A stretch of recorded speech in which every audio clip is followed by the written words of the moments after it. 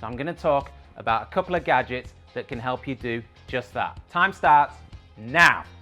Okay, so you've got a big solar system, you're generating loads of energy, you don't want to export too much, you definitely don't want to curtail it, so what can you do with it? Well, you've got a few options. A really good option that's much cheaper than a battery is you can stick that energy into your hot water using one of these.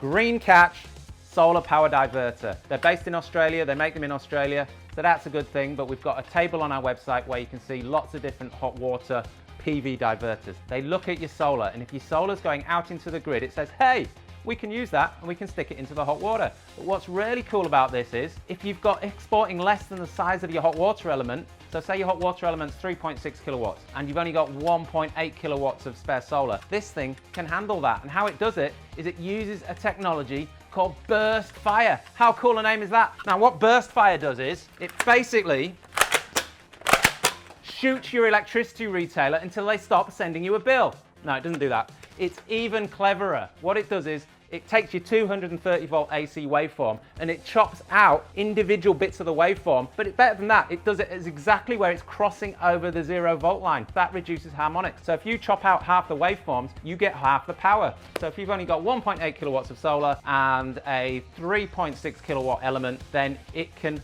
handle that by sticking 3.8 kilowatts of power into your element for half the time, and you only get billed for the solar, which is nothing. Now let's talk about another way to handle your excess solar. Say you've got a pool pump, right? You only want to run that when you've got enough solar, but you might need to run it for 4 hours a day because you know that's what you need to keep your water clean. Well, you want one of these. This is a Catch Solar Relay, and these are pretty unique. These have got logic in them. Again, they look at your solar, they'll only switch your pool pump on when you've got enough sun, and then what they'll do is, if you haven't had enough sun that day, they've got clever logic. They can handle that, so they'll use off-peak electricity later on to say, about 2 minutes.